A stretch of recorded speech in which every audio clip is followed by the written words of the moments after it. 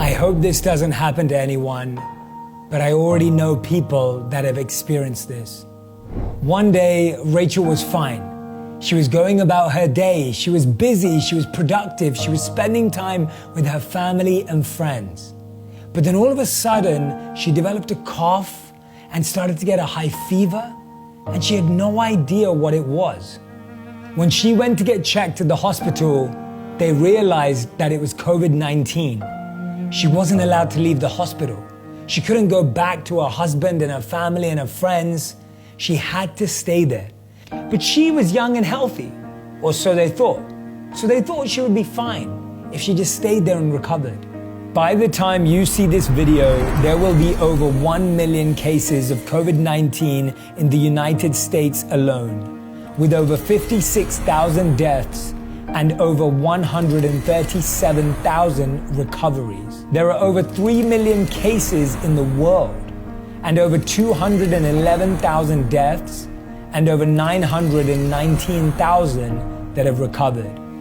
But Rachel's story was not one of recovery.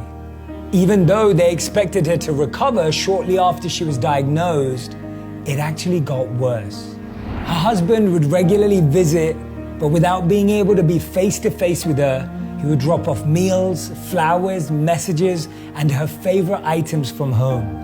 She had beaten diseases before, so the doctors believed that she'd be able to fight this one off as well. She'd FaceTime her husband every day until she couldn't.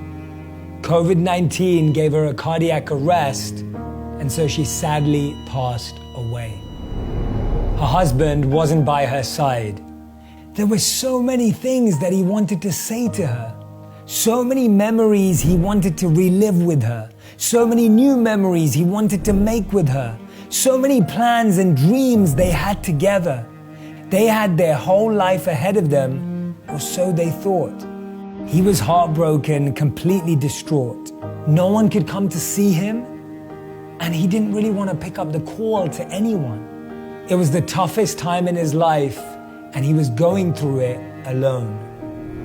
He finally decided that he was going to go to the hospital to pick up her items and everything that she had left behind. When he got home, he opened her phone to see the pictures they had and wanted to start looking through all the memories that they had captured. And as he was going through her photo gallery, he found a picture. This picture was of a note, and on that note, she had written to him, this is what it said. My love, I love you more than you could imagine. I am going to miss you so incredibly much. You have been my best partner, my best friend, and my greatest adventure. From the moment we met, I knew you were the person I wanted to spend my life with. You're the most kind-hearted, generous, and caring soul I've ever known, and I'm so grateful to call you my husband. I want you to continue being the man I fell in love with. Continue living, my darling. I know this all feels scary, but I promise it's going to be okay. All my love, Rachel.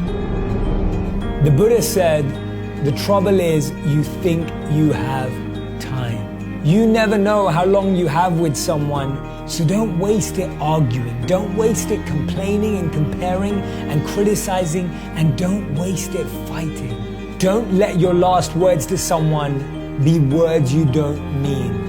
Don't let your last interaction be full of pain.